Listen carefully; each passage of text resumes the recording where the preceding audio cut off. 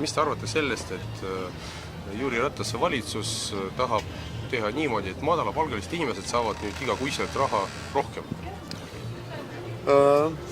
Samas on see hea, aga samas ka on see mündil on kaks poolt, et kellele hea, kellele halb, et seda ei oskagi nagu päriselt niimoodi öelda. Aga ma arvan, et madalapalgalistele see tuleb kasuks, et võib ka nimetada heategevuseks, nagu te äsja mainisite, et aga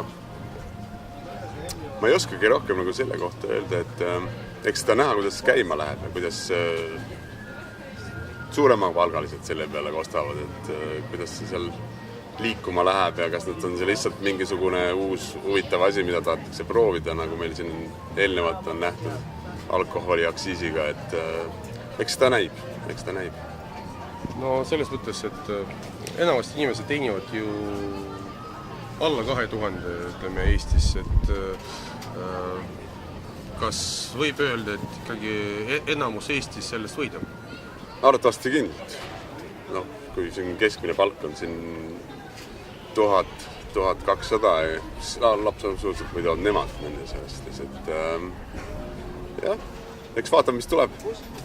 Tegelikult võidavad ikkagi need, kes on vähem palka saavad ja ma usun küll, et mingis mõttes on see ikkagi hea.